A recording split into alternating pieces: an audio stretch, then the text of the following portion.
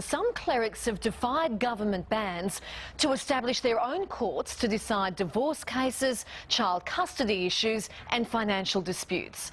Brian Seymour reports that's just the start, as Muslim leaders call for traditional Islamic law to be fully adopted in Australia. What do you think of Sharia law? Of course, Sharia law good. In terms of what? Physical? Or Hitting you. He has hit me in the past, yes. He has hit me. He has hit me once. Once only? Yeah. Only once? So it means it's not a very serious matter. Do you follow Sharia law? Yes. Is Sharia law number one or is Australian law number one? Which comes first? Sharia law. Sharia law comes first. All right, thank you. Allah is God, is God, is God. He swears that he doesn't mean divorce. So if he swears that he doesn't mean divorce, so it is not a divorce. Which one comes first? For me as a Muslim, Sharia law comes first.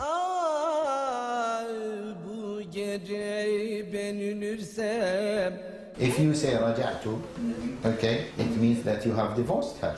Look, I think what we're getting is Sharia law by stealth. This story is about law, not religion, and the conflict when the two collide. Sharia law is being practiced across Australia. In every capital city, sheikhs are dispensing Islamic justice. We arranged to meet one of them, a sheikh in Sydney's West who presides over hundreds of Sharia divorces each year and adjudicates on financial disputes. At the last minute, he cancelled. So I showed up at his Islamic bookshop anyway. This is Islamic State become, if you want to hear it in this way.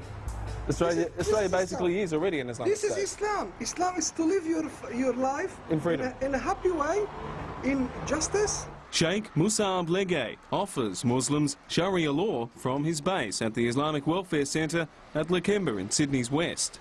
When you have many women that are having their babies out of the marriage, some people, they would say, we need something to find solution. It's terribly disempowering of women and very destructive of our social fabric for that reason. Sheikh Legay says he believes Australian law does rule our land, though, like his predecessor, he does feel there is room for men to have multiple wives. Polygamy. That's what he was asking for. Well, the problem is with this 13% extra women in Australia. So you agree we should allow polygamy in Australia? I don't call for it, but I call the Australian law to give the women rights, not to find a man. Like when you have man less than a woman. To be able to marry a man who's already married. Well, how can we find extra men? I think it's seditious because it undermines Australian law, and really if we're going to have separate laws and separate societies, we can only expect to have more division and more lawlessness. Vicky Jansen and her husband Michael live in the Melbourne suburb of Heidelberg West. They joined a community group named the Q Society, aimed at stopping what they call the Islamification of Australia. It's the way we're to be treated. We are truly treated as second-class citizens.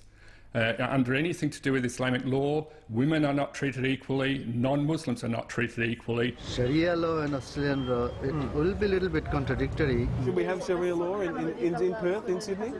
Yeah, you reckon? Yeah. We should have Sharia law. That's the issue causing concern and division. Can Sharia law coexist with Australian law so that we still have one law for all? And can we guarantee that Sharia law will not affect non-Muslims? Well, the answer appears to be probably not.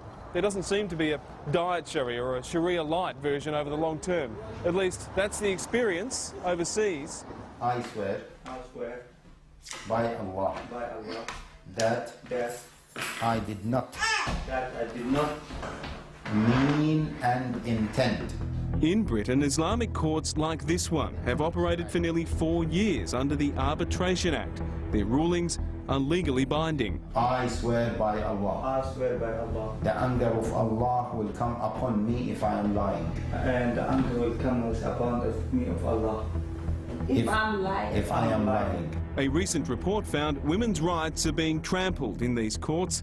Under Sharia law, a woman's testimony is worth half a man's.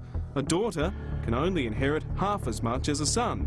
Guardianship of children automatically goes to the father at a preset age. Men can summarily divorce their wife. Women must fight for a divorce even if her husband is abusive. And on it goes. This is just core to Sharia law, is the second-class citizenship of women. Women are lesser human beings, and so that is essentially my problem with it, and I think that should scare every Australian. News Limited columnist Miranda Devine queries whether we can adopt only some aspects of Sharia law and then stop. Sharia by stealth is really the way it's happening at the moment, and already you have, Islamic finance starting. There's talk of changing our tax laws. I think we are being held hostage by a minor perspective, by a minority view among Muslims. Professor Sharam Akbarzadeh works at Melbourne University's National Centre of Excellence for Islamic Studies.